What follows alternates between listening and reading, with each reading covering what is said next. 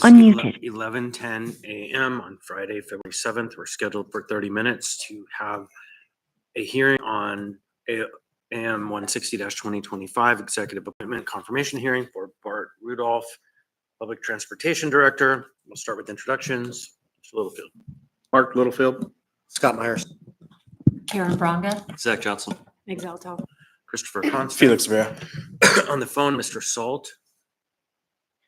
Randy Salt here. All right, thank you. Anyone else on the phone from the assembly? Nope. Okay, and with the administration, we have the mayor. We have Ms. Rudolph. Madam Mayor, you have the floor. Thank you, Mr. Chair, and thank you, members of the Assembly, for having me here today. It is a pleasure to speak on behalf of Bart Rudolph in the role of Director of the Municipality of Anchorage Transportation Department. Mr. Rudolph has been serving as the Acting Director of the Transportation Department since August 2024. He brings almost 20 years of experience in transit planning management to the role. He also brings a variety of valuable perspectives. He spent 5 years as a planning manager for the Alaska State Department of Transportation, as well as serving as their liaison to AMATS. For the last 10 years, he has been the Transportation Department's Planning and Communications Manager, serving as its Public Information Officer. Mr. Rudolph has already shown he can successfully oversee operations, maintenance, planning, customer service, and finance at transportation. He also serves as a liaison to the administration, supervises staff, complies with regulations, engages with stakeholders and officials, and represents the department to the public. Mr. Rudolph has proved that he knows how to make the municipality transportation department a success. I ask for your support to confirm him in the role of director. Thank you. Thank you, Madam Mayor. Mr. Rudolph, you have the floor. Thank you. Thank you, Mayor. Thank you all for allowing me to be here. I look forward to hopefully earning your confirmation. I'm very excited to be here. I do have a PowerPoint. I will go through it very quickly. I want to share some of the things that I shared with the administration and the mini manager when I went through my first interview with them, as far as kind of what my vision is for the department. So if we will go to the next slide. And I'll just let you know, we have a technical issue with the TV over here that may get fixed. We'll be working with this one. Go ahead, Bart. We've already talked about this. My degree is in urban planning and urban design, and I've been doing that ever since I've graduated. I've worked for a variety of agencies, MPOs, DOTs, before coming to Alaska. I started off as a bike and pedestrian planner. I then moved to roads at DOT. I did aviation planning, and then it was here at the Muni that I started doing transit planning when the transit director at the time took a chance on me and brought me over, and it was the best thing I've ever done, and I found my passion ever since. This is the department that I truly love, and I care about the mission so much since working here. So 20 years of experience, and I think the key factor here that I'd just like to point out is that collaboration is what I am rooted in, and nothing I have ever done has been done solo. And all of these agencies, whether at the federal or local level, have all required an immense amount of collaboration. And so that's what I bring to the table. At the Muni, I oversee the marketing, the rideshare. I have been PIO, talking to the media about the department for the last 10 years, as well as overseeing the planning activities. So next slide. One more, sorry. So these are my focus areas. I'm trying to relate them to the mayor's priorities, as well as good government, safe streets and trails, and building our future. I think transit has a role in everything we do here, even though it may not be apparent.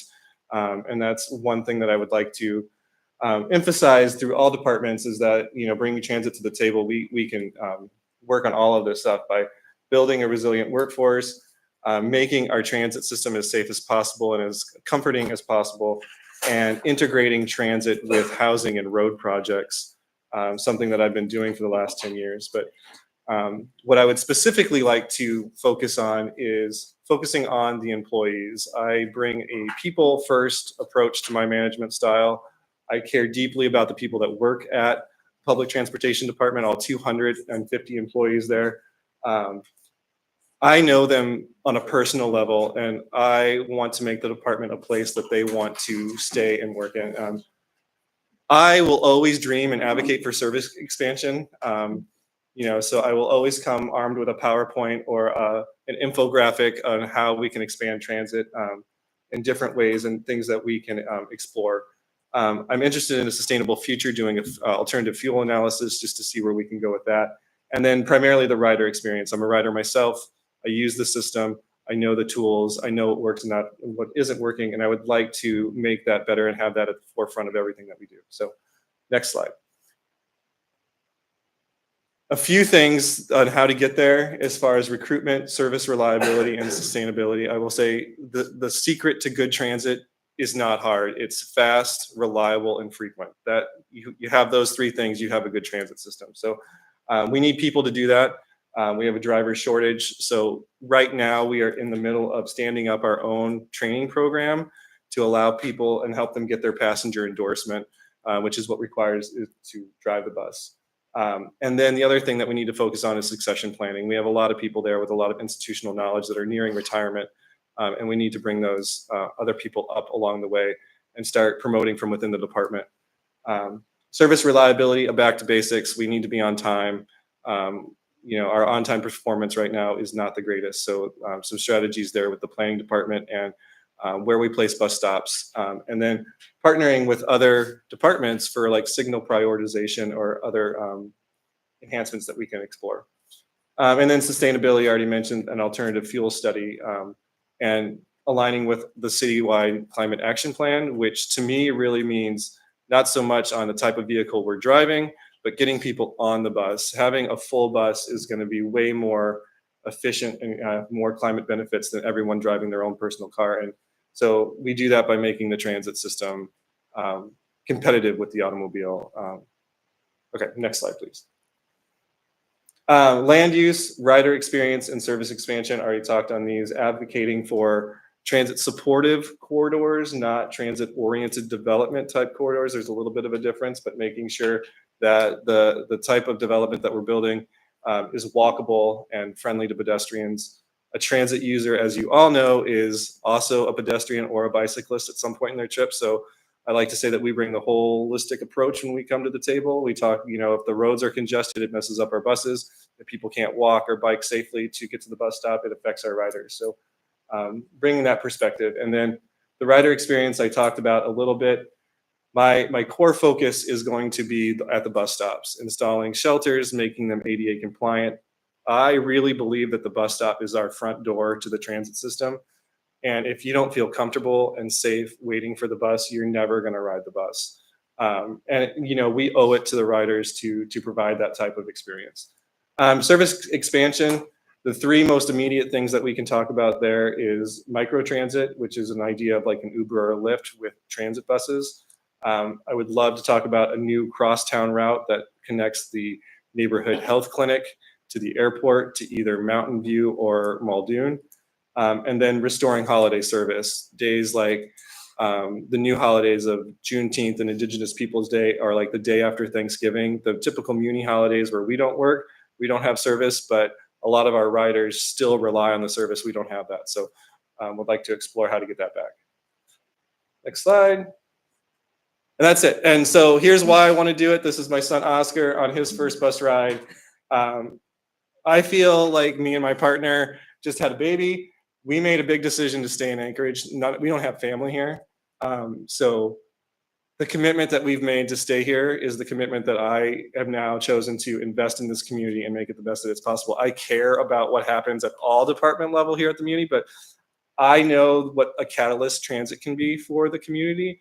So I am invested to stay here long term, and now I would like my job to reflect that. And I think that I can do that the best here at this level. So I'll leave it at that. Hopefully that was quick enough. Sorry. No, it's fine. 10 minutes is good. Okay. I would note that, or 9 minutes, that with the mayor and you, 11:13, Mr. Martinez joined us, 11:15, Ms. Lynn Pearson, the municipal manager, joined us. I have a queue. Meg.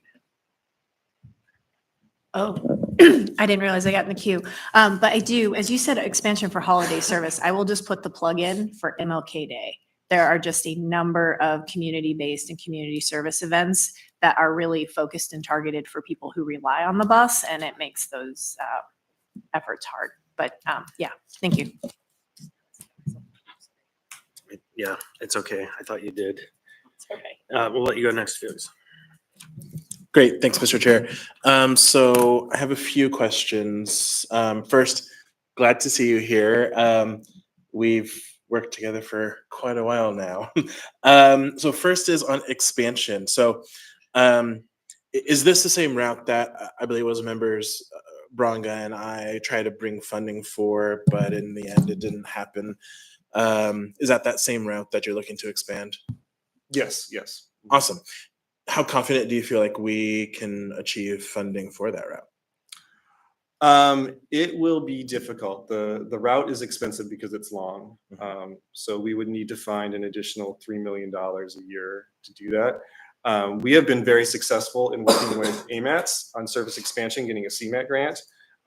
So I feel confident that we could probably stand that up in the next few years. It does only last for 4 years, and then we would have to find other funding. But I think that we could be successful there. Yeah. Great. Yeah, definitely. We saw that in the Valley of sometimes only temporary funding, so you have to make sure you systematize it. I have other questions, but I'll wait to get in the queue. Queue is growing by the minute, and I have myself in the queue, and I have like 5 questions too, but mostly they're short, I think. Who is the current PIO? I'm sorry. Who is the current PIO? Public Information? Right now it's me. It's still you. Okay, Yeah. thanks. And then my questions are in kind of 4 flavors. And we don't have to take them all in because there is a long list. But the first one I'm going to start with, it's just a technical question on, are you involved with the building lighting upgrades? No. No. Okay, thanks. And then I would love a little input on your strategy for bus stop, snow management, and transit center, downtown transit center status. And then I have another question, but I'll wait on that one. So it's the 2, snow management and basic kind of safety around their stops, and the transit center status. Yeah, great questions. For bus stops specifically, we have increased our site enhancement crew by 2 people. It still could use more growth, but they are responsible for the 700 bus stops that we have. And through working with the state this year, we have developed a strategy to focus on our bus stops and not the pullouts, and allow the state to do their job on the pullouts, so that allows us at the bus stops to hand shovel more snow rather than just get a truck and push it to the side and maybe block the sidewalk. So our strategy there is we always take care of the first 50 used stops first, and then we go to the rest of the department. So in exploring that, we are in the middle of upgrading Chapter 7 of the Design Criteria Manual, which talks about how to build a bus stop. And we are specifically going to add a section in there on snow storage so that we do have a place to push that snow outside of the right-of-way and outside of the sidewalk. So when we design bus stops and have the appropriate right-of-way to do so, that's what we'll do. So would like to see that grow. And then all of our new shelters will have lighting in them. So we are going to add electrical at all bus stops for all shelters to have the appropriate amount of lighting. And any stop that gets a shelter means that it has a high ridership. So those are, they touch the most people on our ridership. As far as the downtown transit center plan, we're between 2 or 3 locations, depending on how you look at it. But it is of my opinion that it's very important to have a transit center downtown. It is where most transit riders want to go. I think it's important that we want downtown to be the destination. I think it will continue to be the destination. So having a place that is somewhere near the core of downtown is very important. And I know that we are still trying to decide the exact location, either staying where we are or going to the Chinook parking lot. Both have pros and cons. I think there's not a strong appetite for a $200 or $100 million project, which kind of lends itself towards the old site, but it's an interesting conversation. Thank you. I now have in the queue, Mr. Myers. Thank you, Mr. Chair. Mr. Rudolph, thank you for being here. Can you give us an indication of what the staffing level looks like today? How many vacancies you have?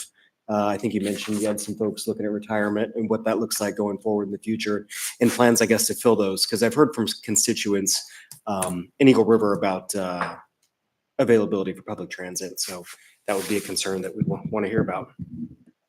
Yeah, so right now our bus operators, we have about 5 to 8 vacancies there, which is kind of like a running thing. We tend to always have vacancies there. Our biggest staffing difficulty right now is in our admin finance department. We have 2 out of the 7 positions, and they have an enormous task of tracking all the federal funding, which comes with a lot of strings attached and reporting requirements. So our plan, we just created 2 new entry-level positions so that we can bring people in at a lower level, train them up, and then they have a place to promote to within. Because right now we were only hiring at the higher levels, which is hard to get people. So trying to bring them along with us and have growth opportunities within the finance department has been a big one. And then in our maintenance shop, we only have, I think, a couple of vacancies. The biggest one there is the body shop, and we compete with private sector wages on that one. That one's a difficult one, and we have enlisted the help of the municipal recruiter for that. Do you have some plans to try to fill these vacancies? I understand that it's been a staffing issue with that department for quite some time. Yeah, with the driver specifically, hopefully this new driver training that we're standing up will help. In order to get your passenger endorsement in the state, you have to get training, and those training classes only happen a few places around, and there's a backlog to get in there. So if somebody comes to us with a CDL license, we will train them now, well, not yet, but soon. Give them all the required training so that they can go to DOT and take the test, and we will pay for them to be in our department and as if they're a regular employee with the expectation that they get this. So they'll have employment while doing training, which will hopefully solve a big hurdle for us. And then for the admin piece, just like I said, creating those lower level positions, we don't have a problem filling lower level positions. And so I think that will help there. Perfect, thank you. Next, Karen. Thank you. First off, when you mentioned comfortable and safe bus stops, I'm in my area of town, and I see near where the downtown transit is, my biggest probably barrier to taking a bus would be it's pretty wild near those bus stops. It's not just a snow, ice kind of issue. What kind of security, or what could we add to make those transit centers, bus stops feel safer, not as such a wild situation? Yeah, thank you for that question. There are a number of things that we could do, and one of them, when we update the design criteria manual, we'll explore some of that. But some of the immediate things we can do, because of our bus routes are mainly on state roads that are high volume, it does make it uncomfortable just to stand on the sidewalk, right? So pushing the bus stops back away from the road as far as possible would be the first step. The shelters that we are looking at buying would have enclosures on 3 of the sides that would still allow people to be visible, but at least have some protection on all sides instead of just standing next to a pole. And then if there is seating there, making sure that the seating is comfortable and far enough away from the road is the first step. But yeah, we'll explore more of that with the design criteria manual update. So is there any security that goes around to different bus stops? That's kind of what I'm getting at too. Yeah, we contract security that is roaming system-wide in multiple cars. And so they do periodic checks on bus stops. And then if drivers are out, obviously all over the road, they call in situations. We have a texting line too that people can text if they feel uncomfortable, and our security will come out and stand with them. But yeah. And then my final question is, I think you mentioned that Muldoon Area Transit Hub, you're working on plans, or Yes. can you tell me where that is in the scheme of things right now? We are almost finished with negotiations with the contractor, and it'll be sent to purchasing to get the contract in place probably next week. And then we'll do a kickoff meeting shortly after. But yeah, we're very close to get that started. All right. I think then we've been through the queue and we're back to Mr. Rivera. Thank you, Mr. Chair. So a few things. First is, I think, well, one, joy of working with a legislative body of 12 members, 12 different ideas. There's been I think a trend in some jurisdictions to have less friendly bus shelters. So can you just speak to me about your, and by that I mean less welcoming, right? So can you just speak to me a little bit about your ideas of bus shelters, and should they be friendly places for folks to feel like, okay, I can be here and I am ready to go on the bus. How friendly should bus shelters be? In my opinion, bus shelters should be friendly to be at for a half an hour. That is how long you should wait for the bus at maximum. So providing, seating and lighting and being comfortable to be there for a half an hour, that would be ideal. Great, I like that. I noticed, every little graphic, every little thing signals something. I did notice that one of the graphics in your presentation did look like an EV graphic. Do you have any plans for that? Not at this moment. We do want to explore alternative fuels, but we don't want to dive into one bucket right now. We don't know what is the best option for us. Cool. No, I like that stance of exploring all options. And then you've talked about this publicly in the past, but are you still interested in exploring either youth or senior ride free programs?